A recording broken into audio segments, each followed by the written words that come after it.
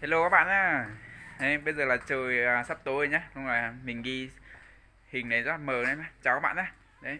Bây giờ trời hình ảnh rất là mờ đúng không? Bây giờ sắp tối rồi nhá. Đấy. Bây giờ hơn 6 giờ gần 6 rưỡi rồi các bạn nhé. Bây giờ vợ chồng mình sẽ chuẩn bị một chuyến đi cũng đi gần đấy các bạn. Cũng đi trong xá mình thôi. Gọi là đi ăn cưới các bạn ạ, đi ăn cố ấy, đi ăn cưới. Thằng bạn mình ấy ngày xưa đi ăn thanh niên ấy các bạn ấy. Đấy. Đấy. Bây giờ là vợ chồng mình là cũng tắm rửa xong, đi làm về tắm rửa xong đây, tắm rửa xong là trời tối nhá. Đấy, nó mời 7 giờ là có mặt. Bây giờ là cũng chuẩn bị đi các bạn ạ. Đấy, ok, xong rồi mình sẽ ghi lại một số hình ở trên vùng cao chỗ mình cho các bạn theo dõi nhá. Ok, đấy, mời các bạn theo chân mình đi nhá. Bây giờ là cũng bắt đầu đi. Ok, bây giờ đi các bạn nhá. Bây giờ trời cũng tối rồi nhá. Ok,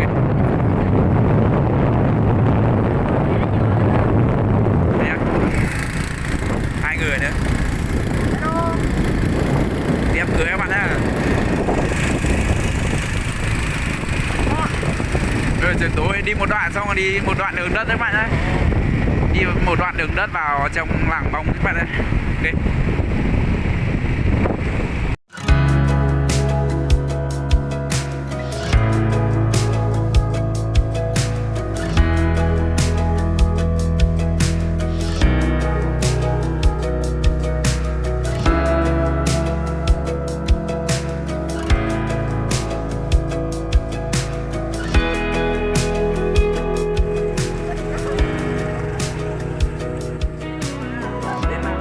Mình đi ăn cưới nhá.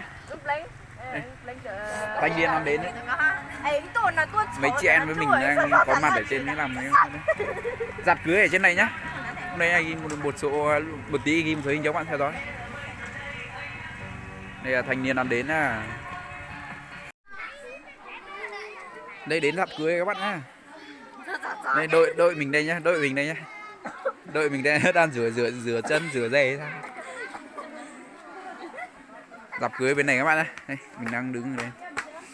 Bây giờ thanh niên là vẫn chưa đến đông đủ nhá các bạn ơi. Vẫn chưa đến giờ. 7 giờ thì mới đến nhá các bạn ơi. Bây giờ cũng gần đến 7 giờ nhá các bạn ơi. Một lúc là chắc cũng sẽ vào ăn bữa cơm chung vui cùng thằng bạn các bạn ơi. Bây giờ đến đông đủ rồi, vào mần các bạn ơi. Đây, cửa chính đây nhá, cửa chính đây các bạn ơi. À chú rể. Nhá rồi. Chúc mừng ha. Đây nha các bạn ạ. Mình ngồi đâu anh? Cháu Phương Dư bây giờ Phương Dư chơi tôi sẽ để chơi lại phía trước rồi cái hoạt động cho mẹ nó ha. Lên quay. Lên ngồi đây.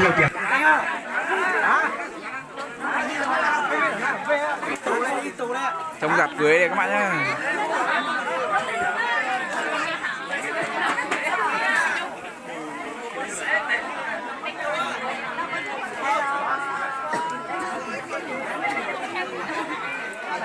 Thanh niên trẻ các bạn.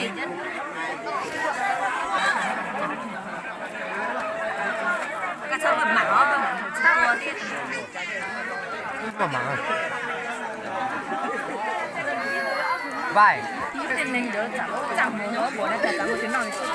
Ăn gì? Ăn đây, kẹo đây, ăn đây, kẹo ăn trước mà. Rõ ràng có gì nữa? Hai bắt cháu nào ăn đi liền.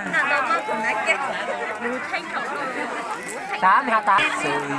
Xe lên đó, xe lên bây giờ chân đâu á, xe lên bây giờ phụ lún nào, chỉ là phụ lún cái bên mà giờ nó trúng nào. Cái nào phụ lún nào?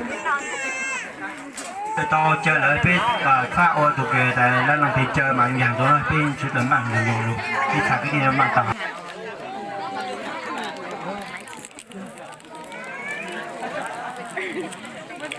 Ê, chuẩn bị là một tí đó, luôn. Anh em nhớ thôi rồi. Chúng ta sẽ đo.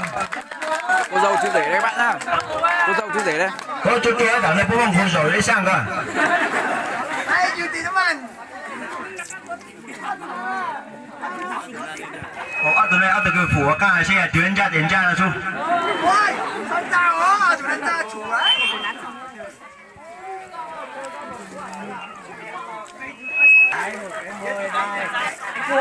Anh cô, chủ nhà đi kiếm ớt đi.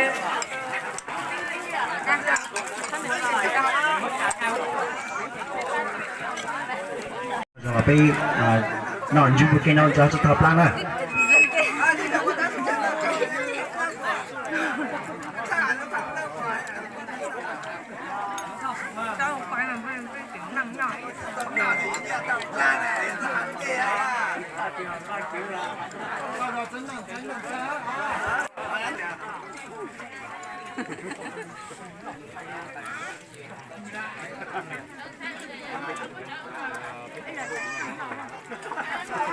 mà ta lụt bị chết rồi, cả đại chúng ta mà ta kia nè, bị chết mà hóa này, cả đại chúng ta là gọi là gì?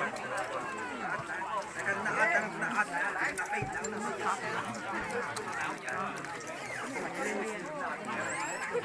Ôi. Hành nghề diễn nghề đã như nào.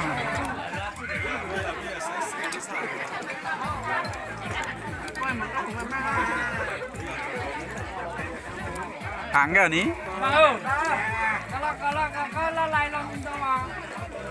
lo ý ẩn lại là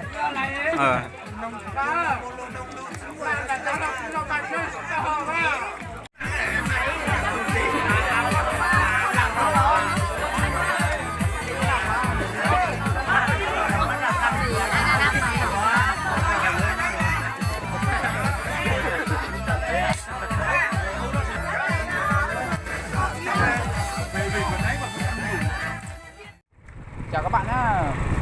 Bây giờ là ăn cưới xong là mấy năm bạn mình với lại vợ chồng mình cũng về các bạn nhé. Chào các bạn đã theo dõi video clip của mình các bạn nhé. Các bạn nhớ là ấn chia sẻ giúp mình các bạn nhé.